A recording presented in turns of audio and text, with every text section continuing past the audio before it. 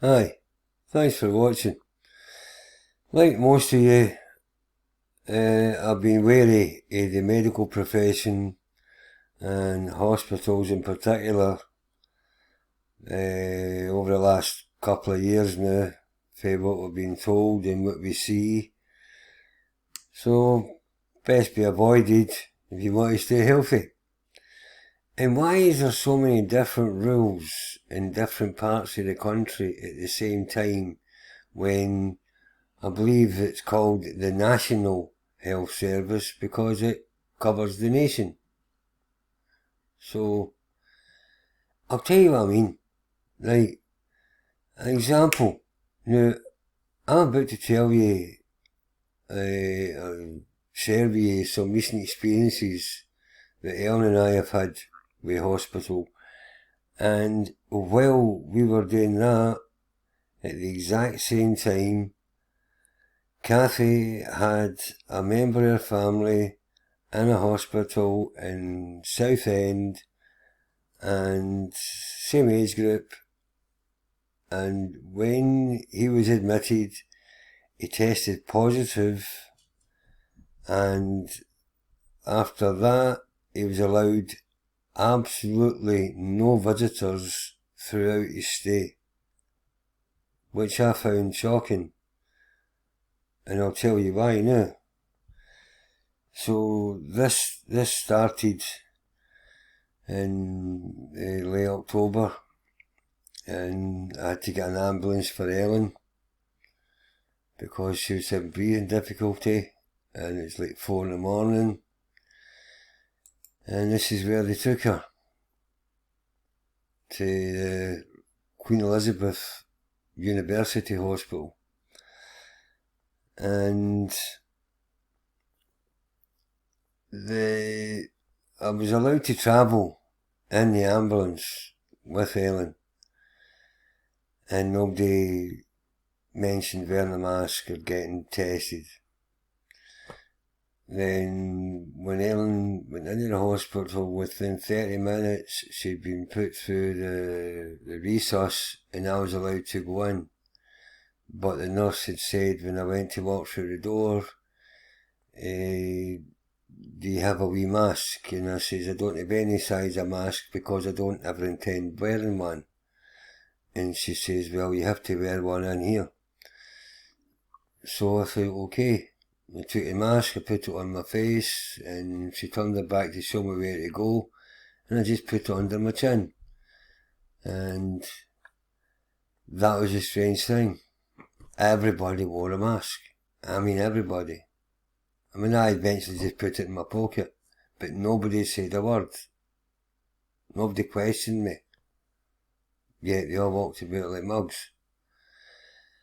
And when she was going through this admission, there was different doctors and nurses were asking me the same questions, and most of them ended up with who's next to kin, and a lot of them had asked has Ellen had her vaccines, and I never said a word. I just took my wallet out of my pocket, removed a card with Ellen's face on it, and I handed it over to them. I made sure they read both sides. Then I took it back off them and put it back in my wallet, and they never said a word. None of them. They wrote something down, but they never mentioned vaccines again. So this continued for hours, and like I say, I was the only person in the hospital without a mask on. In fact, at the front door there were two guys, and this is their whole shift. They spend the entire day standing at the door with high-vis jackets on, and all they're doing is offering a surgical mask to anybody that walks into the hospital. And at one time I saw 4 of them standing chatting. I thought, what a waste of money. So, and another thing, there was no testing facilities in the hospital. Nobody mentioned testing. Nobody mentioned COVID pretty much. So eventually she was getting booked into a high dependency ward. And this time I got asked the same barrage of questions, only there was an added question, and that was, does anybody have power of attorney? And I said, aye, me. Could you bring us in proof? Your copy? I says, I'll try and remember that. So Ellen was still gravely ill, and she's on full oxygen, and it turned out that she had some build up in her lungs, and strangely enough, it had been in so long it was no longer fluid, and they were giving her medication to break it up, to get her to cough it up, which I found was quite strange, because a week before Ellen went to this night, in fact, a week before it, she'd been to a doctor who listened to her chest and said nothing. Yeah, I've been listening to this at night when she's sleeping. I can hear this like rattle in her throat, which is obviously what this is. So, like I say, it was like touch and go for a few days, and in fact in day 4 I was taken aside and guided into the family room, where a doctor proceeded to give me her best prepare yourself for the worst speech. And just to add weight to what she was saying, she said to me that sometimes when the paramedics are reviving somebody, they have to get pretty physical and brutal, and it can cause some internal damage and sometimes break bones, and I got the point. And I just said to her as I left the room, says, please do everything in your power to keep her alive. And she said, we will. And well, they did. And I have no problems with the staff. They were honourable, and they were perfectly professional, and they treated Ellen with respect, and they treated me right so far. Aye. Right, so you had no issue with that, Ellen, the hospital at that time? No. Right. So she slowly recovered, and within a couple of weeks she was sent up to a ward, where again she was booked in, and again the same questions came out, and again I was asked for power of attorney, and again I told them I'd try and remember to bring it in. And then about a week later, got her home. Now, that was on, I think that was on Tuesday, the 16th of November. And she was recuperating on the sofa, spending her day watching TV. And on the Friday, I was upstairs and I heard her call my name, and I came downstairs and I found her lying on the floor. So I managed to get her back on the sofa, and after about an hour or so I realised that this is more than a bruise, because she was in a lot of pain. So I phoned, I think it was 101. I phoned them, and I spoke to a female. And she asked me what happened, and I explained what happened. And I said, and she has to go for an x-ray. And she says to me, well, what we'll do next is, you can either have a phone consultation, or if you have access to the web, you can have a video conference with a doctor. And I just says, well, how does that work then? How do you x-ray somebody over the phone or over a video? How does that work? And she says, well, that won't be happening. I said, well, that has to happen. I said, so what you can do is you can phone the Queen Elizabeth, and you can tell them that I'll be there within a half hour, and Ellen needs x-rayed. you can do that. Then I hung up the phone. And we took her to the hospital, and they were waiting, they were expecting us to get there, and so they came out straight away. And she was taken straight in, and about 2 hours later it was confirmed that she had indeed broke her hip. And that was on a Friday. And again, I was never asked to test anything, I was never asked about masks, I was never asked about anything. Yeah, everybody else in the waiting room, and behind the counters, and everybody else was wearing a mask. Unbelievable. But anyway, that was on a Friday, and on the Sunday morning about 7 o'clock, she had the operation and the hip replacement. So Ellen is now in the orthopaedic ward, and there was a difference in the behaviour of the nurses from the previous visit, and I kind of worked out why. And one of the things is that when she was in high dependency, the turnover of patients was unbelievable. They were rolling them in and out daily. But the thing is that the patients in that ward, because they're bedridden, they all have a catheter fitted.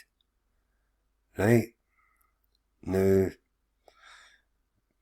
nurses don't have to bother with changing beds or nothing to do with the toilet because, hey, it's all hooked up. So that was why I think they had it so easy, because in this other ward it was a bit different, wasn't it, Ellen?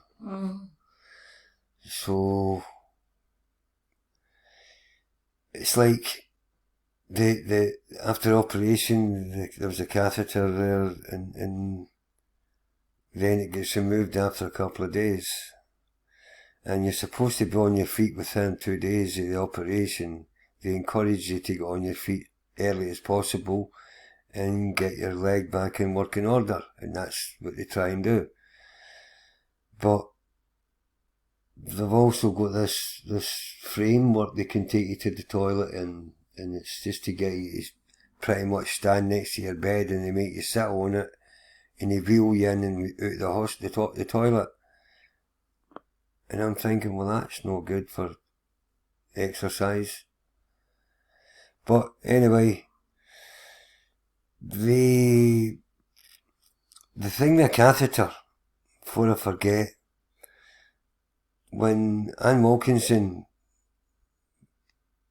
was told that Ellen was in hospital, one of the things she says to me was to beware of the catheter, because if it's in too long, that it can sometimes cause an infection, and this infection is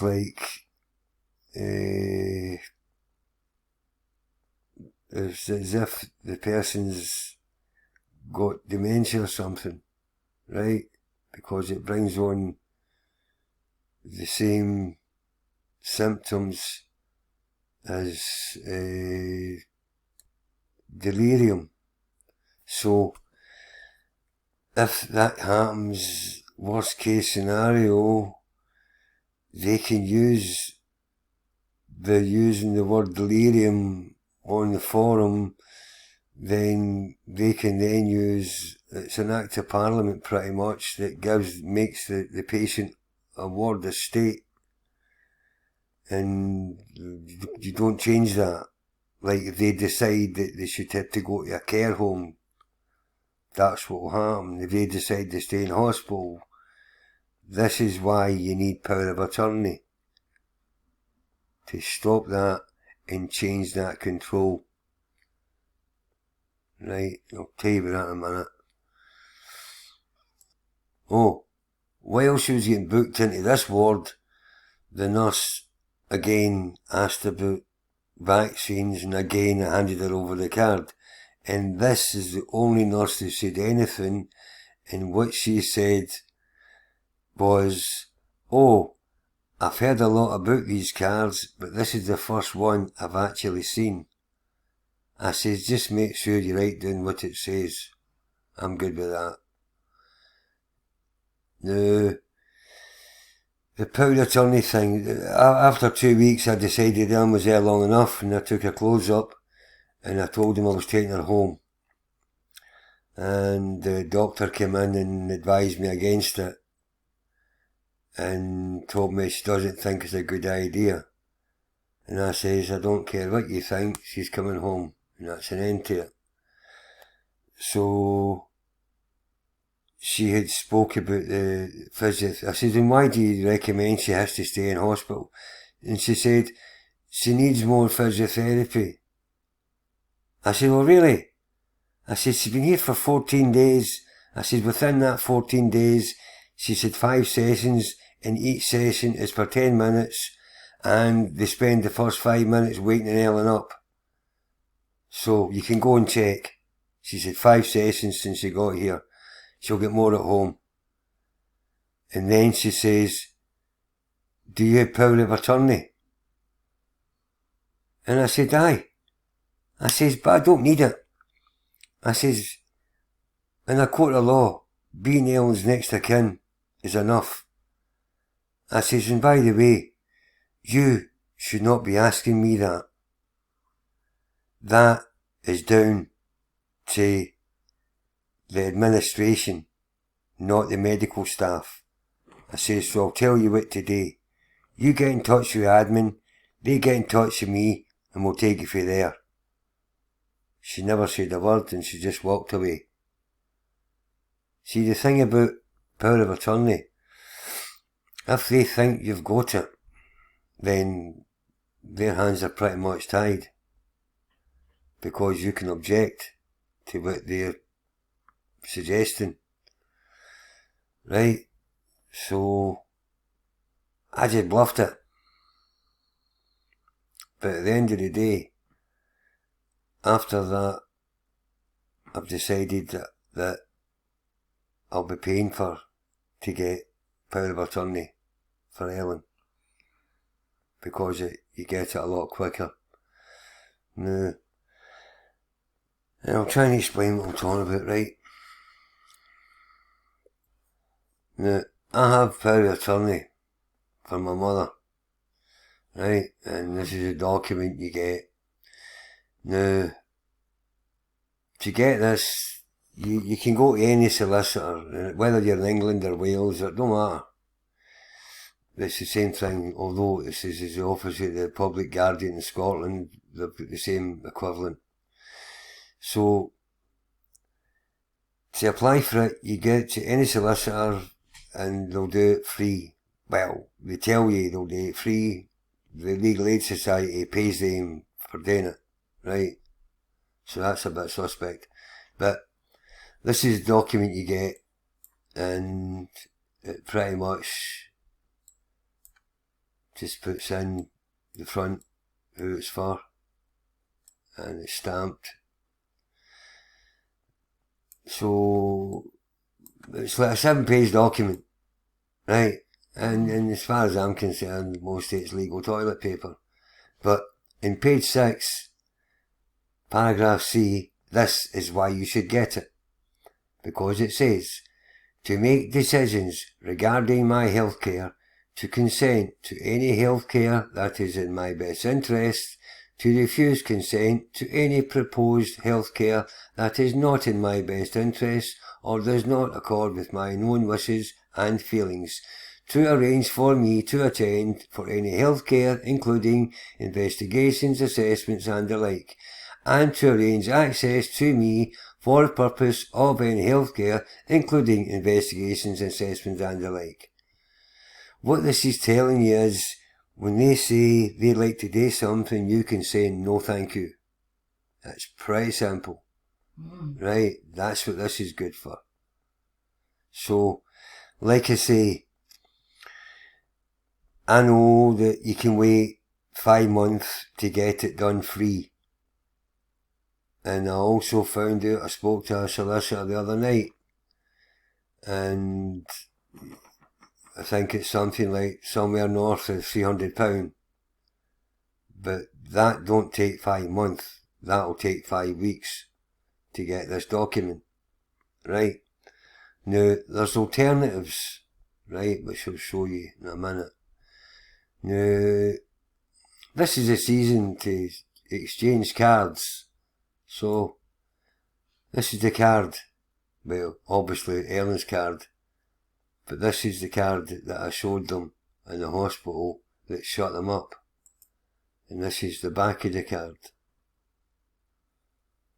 right? So, don't let these people fool you, don't let them walk all over you, stand your ground. You got to stand up for yourself and your family. So I highly recommend that you get power of attorney for every member of your family by another member of your family. Watch each other's backs so that they cannot walk all over you. And I'll tell you something else I've considered. Now, we all know about the Midazolam murders and the amount of elderly people who were murdered in 2020 in the care homes. Now, that may not have happened had a member of the family had power of attorney. They could just have took them home. It was heartbreaking to see them crying at the windows and getting dragged away in wheelchairs, and that would never have happened to me. Right, so get the power of attorney, and here's a wee pointer. And I'll put a link to this in the description.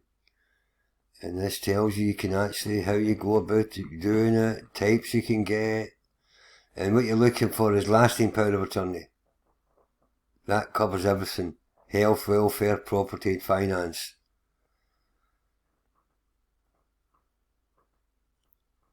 So, I'll leave you with that, and you can look into it yourself. Well,